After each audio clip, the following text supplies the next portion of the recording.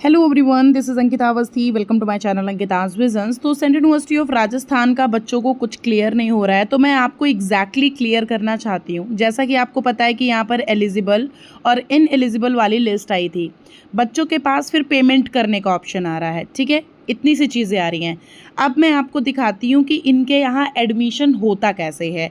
देखो, लिखा हुआ है कि general admission policy for PG admission. अब ये लिखा हुआ है, जो इसमें लिखा हुआ है ना, इसको मैं आपको बहुत अच्छी तरीके से समझाती हूँ यहाँ पर आपके सामने। सुनो, सबसे पहले यहाँ पर देखो क्या है। आपने फॉर्म फिल किया, फॉर्म फिल करके आपको नॉर्मली वेट करना है। सीयू राजस्थान वाले वेट कराएंगे। वेट करने के बाद आपको आपने क्या किया, रजिस्ट्रेशन बंद हुआ। बंद होने के बाद आपको क्या करना है, नॉर्मली आपका यहाँ पर जो पेमेंट करने का ऑप्शन आएगा, मतलब आपको यहाँ पर एकेडमिक फ़ीस सबमिट कर देनी है।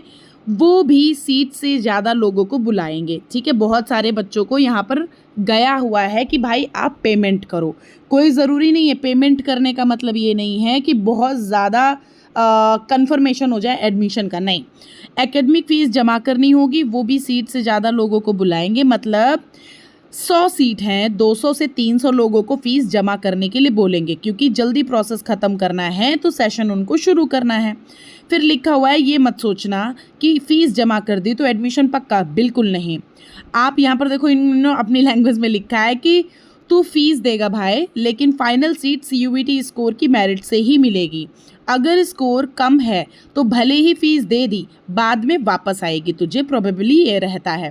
ये मैंने इसलिए इस लैंग्वेज में लिखा, मतलब इस लैंग्वेज में आपको समझाने की कोशिश करी, जिससे कि आपको मैं आपको पूरी तरह से आप सब बच्चों को समझ में आ जाए। ठीक, फिर लिखा हुआ है टाइम से फीस नहीं जमा किया तो सीधा कैंसिल, कोई इसमें दया वया नहीं है।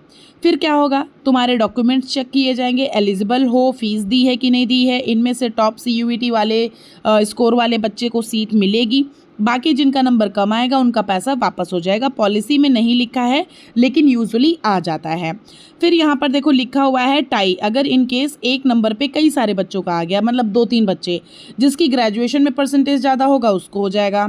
अगर वो भी सेम हुआ तो यहाँ पर मतलब एमएससी फिजिक्स के लिए फिजिक्स में देखा जाएगा।